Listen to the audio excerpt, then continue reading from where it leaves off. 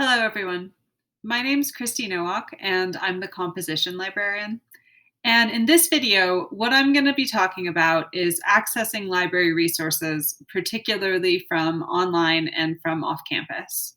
So, with the pandemic, there's a lot of uncertainty regarding whether campus buildings will be open, whether people will be taking classes face to face or online. And so, this video is about accessing the tools you need to do your research from wherever you are. And just to get started, the library's website is lib.colostate.edu.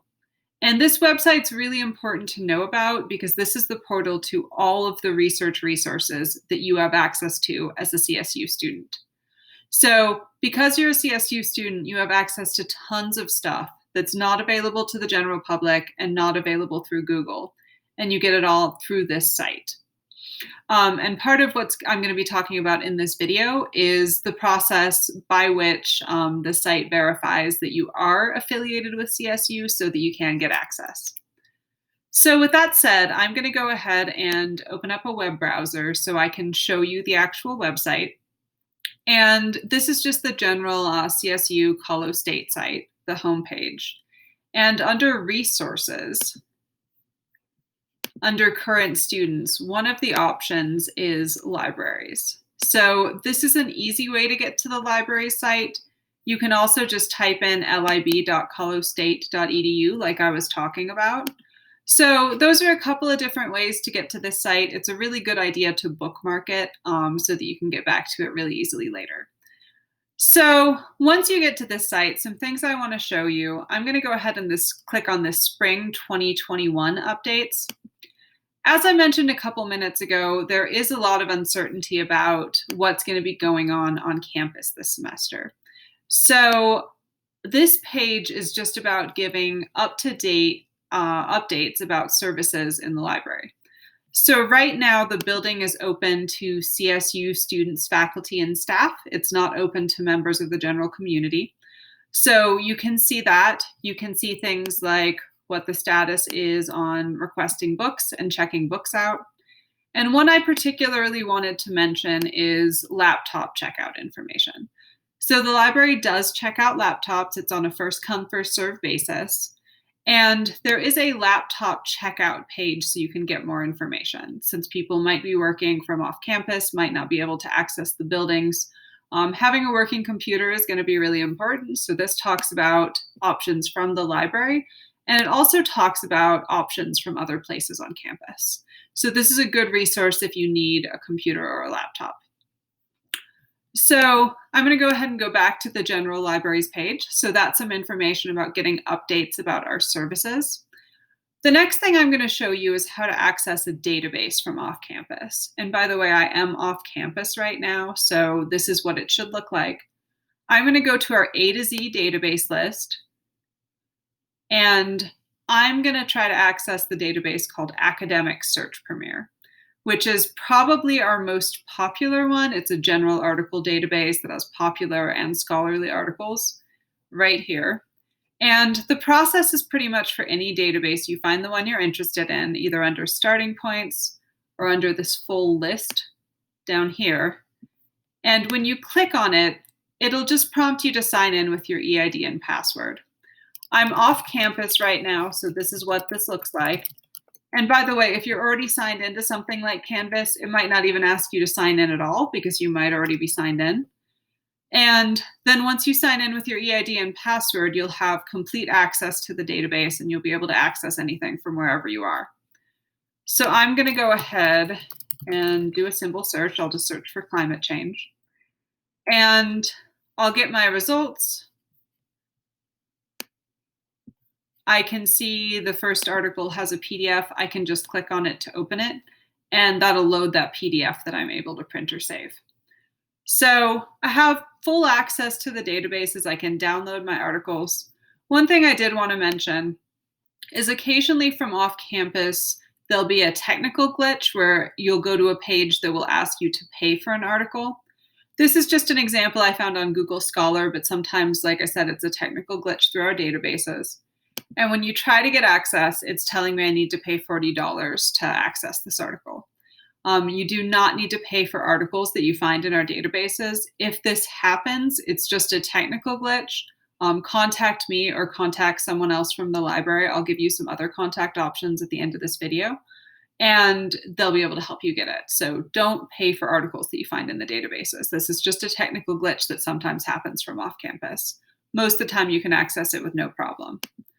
So that's some information about the databases. I'm just really briefly going to open a new tab and show you how this looks a little bit different in Primo, which is sort of our book and article search. It's a big combined search, and it's the default search on the homepage.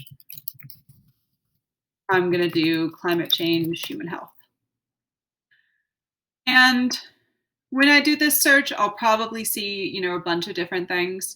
I might see some articles, I might see some books. It looks like the first thing I see is an article. I'm going to go ahead and click on this download PDF.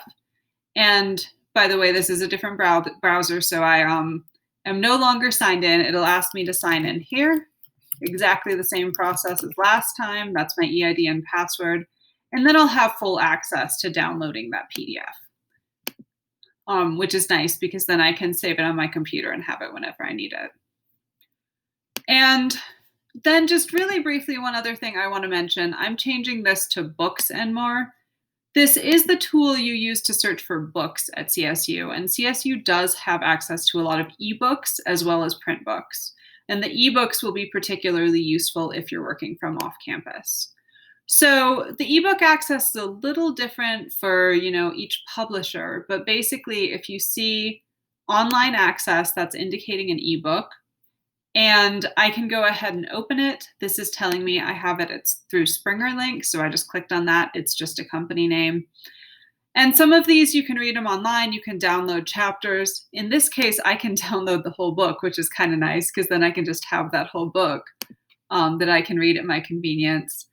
And so here's the complete text of the book. If you are looking for paper books, if the building's open and you're looking for paper books, I just clicked on print over on the left so that I can specify I'm looking for print books.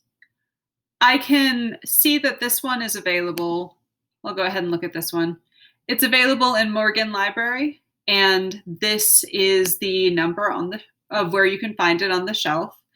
So I could go in if the building was open and pull that off the shelf. I can also sign in here. And this is a little bit of a different sign in than the one I was doing earlier. This is signing into our catalog system.